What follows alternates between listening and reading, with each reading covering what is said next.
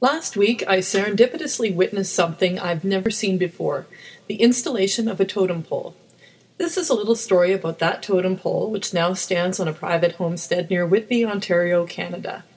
In case you don't know much about Canadian geography, Ontario is an interior province of Canada, and this story takes place in southwestern Ontario, close to Lake Ontario, one of the largest freshwater lakes in the world. We are not close to the ocean at all.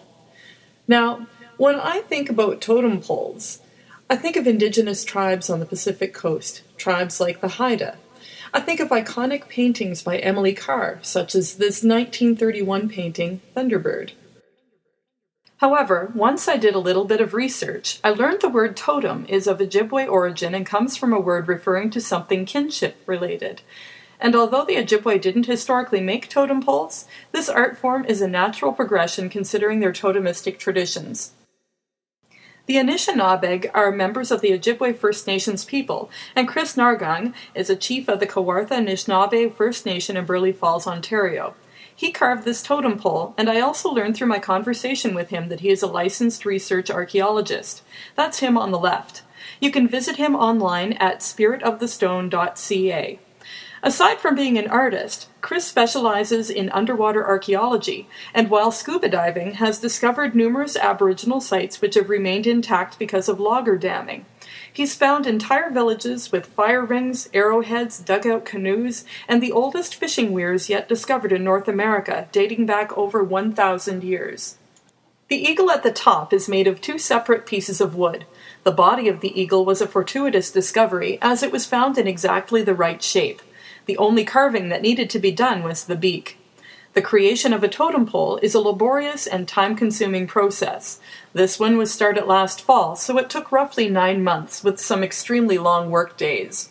For example, this red energy line extends the length of the pole and represents hot energy extending upward from the bear. The red paint took about one 18-hour day to paint, as did the white interior.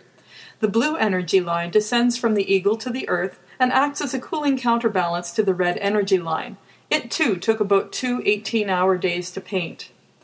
Before the pole could be hoisted into place, a few protective measures were taken. Areas where wood bracers would be placed or ropes and straps might rub needed to be padded to prevent damage. Packing foam was wrapped around the pole in those places. The pole was being inserted into a large receptacle which would then be filled with concrete. A stump with a large bag of salt bolstered the base of the totem pole until it could be placed into the receptacle.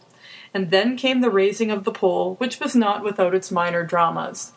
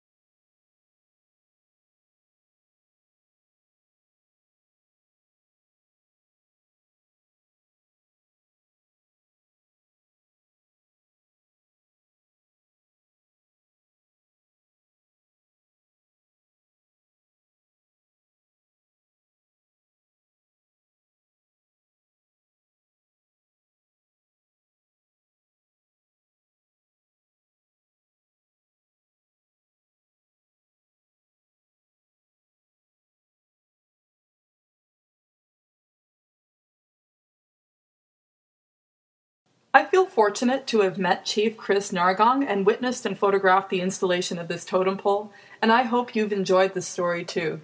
Thank you.